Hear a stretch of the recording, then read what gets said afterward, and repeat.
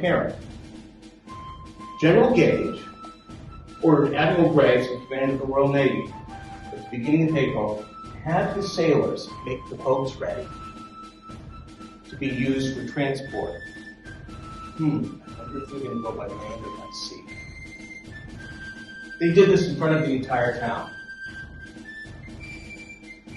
10 days before I would make that famous ride, I rode out to Concord from those signs, but it was too soon. On the 15th of April, we noticed about town, spies everywhere, that the light infantry and grenadier companies, the elite companies of every British regiment, were relieved of duties to learn new maneuvers, which fooled no one. That night, all the longboats were made seaworthy and were docked along the men of war, ready for use. The next day, I rode to Lexington, and it was on the Sabbath, ladies and gentlemen, and I conversed with Mr. Adams and Mr. Hancock, and we decided that the time had come. On my ride back, I stopped in Charlestown and met with Colonel Conant and others. What if I could not get out of Boston? What if no other riders could get out of Boston? How would we signal the countryside? We came up with a plan. I had my horse in place there in Charlestown. I had friends who could row me across. But how could we send a signal if I was stopped in a boat? Lanterns in the tallest building, North Church, facing Charlestown, Christ Church. Any ideas? What if they marched by land across the Boston Neck? One lantern, madam, correct. And two if by sea, perhaps? Well, with the work on the boats, it became fairly obvious. So, on the 18th, I was in my shop that afternoon, and a young boy came over to me and told me at Clark's Wharf the soldiers were going to march that night. He thought he was at the center of history, but I had to tell him that he was the third such messenger, and he hung his head as he left. I started to make my preparations. About 10 o'clock, Dr. Warren summoned me to his house, and when I arrived, he told me he had already sent a rider, a William Dawes, who went by the land route across the Boston Neck south, and then eventually to Lexington, where I would meet with him. I would take the water route from the north end. We determined that the soldiers were indeed marching that night, that they would leave from the north end and they would be crossed to the Cambridge marshes to beat a march through Lexington to Concord, which was their aim. Warnings had already been sent ahead of time to start hiding our supplies. But this was the night the soldiers were going to march. I went and I talked to some friends. One of them was Robert Newman, sexton of that old North Church, or Christ Church as we called it, and two others. They agreed that they would hang the lanterns. I went home, got my boots, my spurs, my riding gloves, and my surtout. Or, if fancy French terms aren't your liking, riding cloak. I went to the waterfront, met two other friends, and they rowed me across to the Charlestown shore. I went into town, found Colonel Conant and the others, and told them what was happening. They said they'd seen the signals. Already sent a rider. Richard Devens of the Committee of Safety and Supply was there. He told me, as I was getting my mount from Deacon Larkin, from his father, a fine mare, that there were mounted officers of the countryside looking for riders just like me. I thanked them for that. I kicked into action, and off she went. We were just leaving Charlestown Common. I looked under a tree ahead of me in the road and saw two men on horseback. They had a military bearing.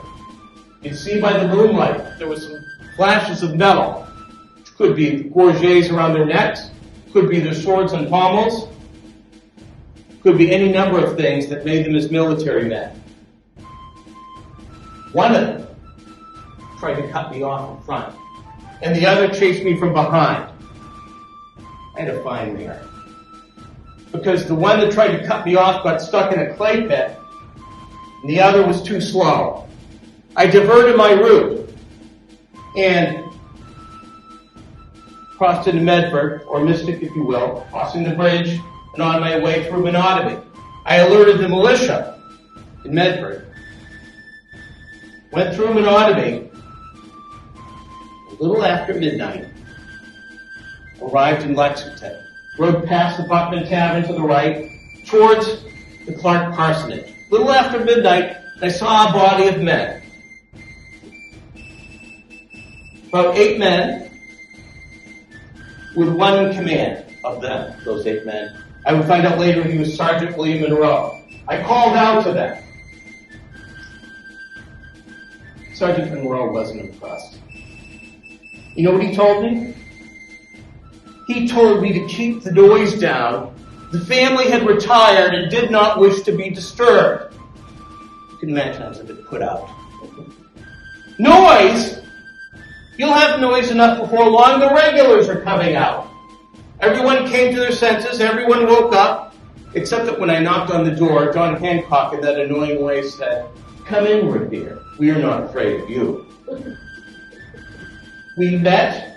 Mr. Dawes came in some time later with the same message, written message, and we decided that they could not be the reason for all these troops and mounted officers. It must be the stores in Concord.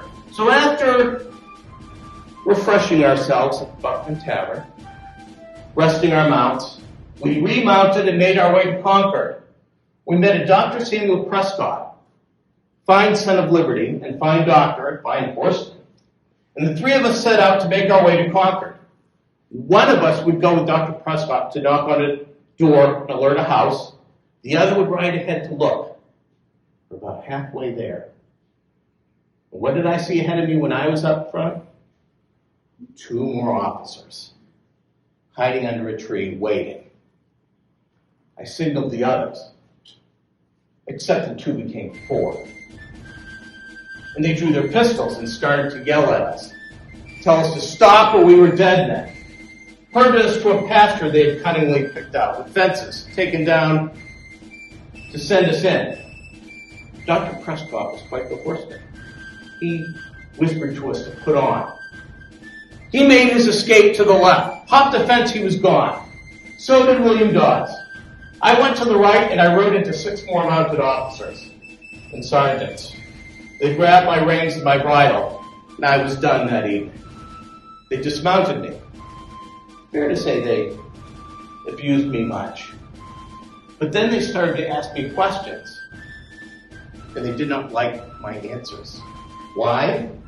Because I knew more about the expedition than they did. They asked me if I'd come from Boston. I said, yes. Are you an express rider? Yes. Then they asked me my name, and that is what startled them the most. What is your name? No, may I crave your name? In that annoying aristocratic way. I told them, Revere. What? Paul Revere? Then I told a bit of a fib. I told them I had alerted the countryside all the way to this point, and I should have 500 men here very soon. Which was a lie, but would suit me better later. I told them I knew about their mission, and that they would miss their aim. They said, what of our aim? We're gathering deserters. And I said, I know better. And that was when I told them about the 500 men. They got their commander, Major Mitchell, who took out a pistol, put it to my head, and told me if I did not tell truthful answers, he would blow my brains out. I was not afraid. I told him the same thing I told the other officers. Suddenly, they were in a hurry. They got us back on our horses. An officer took my reins, but it was beneath his dignity, apparently, so he gave them to a sergeant. They kept us in the center, and they rode right where I wanted them to go, Lexington Green. Then they heard a pistol shot. Suddenly, they were asking me directions to Cambridge. Then, after the other prisoners were let go, a volley. Then they were ready to let me go. They took my horse. You know what the volley was? It wasn't the 500 men I told them about. It was the Lexington militia, waiting to find out more news, and to get into the Buckman Tavern they had to clear their muskets. I was not armed with a pistol, which saved my life. They took my horse, a sergeant rode her to death, and then, finally, I went back to the Buckman Tavern hoping Mr. Adams and Mr. Hancock were gone, and they were still there arguing, because Mr. Hancock was going to walk out onto that green and join the militia. After hearing my story, he decided differently. We led them to safety in the interior. I came back with his secretary, Mr. Lowell, to retrieve a trunk, and as we went up to the second floor of the tavern, Buckman Tavern, to get that trunk, there had been one rider who said the troops were not coming. 2 others said they were.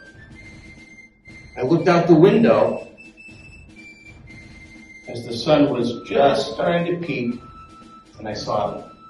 The troops coming down the road like a pigtail, red pigtail marching down the road with their bayonets glistening. We hurried a little bit more quickly with that trunk down the stairs, out the front door, past the militia. We got beyond the militia, towards the houses, the fields beyond, and heard a shot. I could see the soldiers, light infantry soldiers coming around from either side of the meeting house, forming on the green in front of the militia. I heard shouts. I was an officer on horseback. And finally, as we were getting away with that trunk, I heard a shot. Pistol shot. Only an officer would carry a pistol. Then what I thought were 2 shots, then a ripple of musketry. I did not stay around to see what would happen next. And the siege of Boston began after that. And then, of course, was when my humble military career began, which I shall not dwell on anymore. But I shall think about the future and how bright it is, how bright it will be for all of us.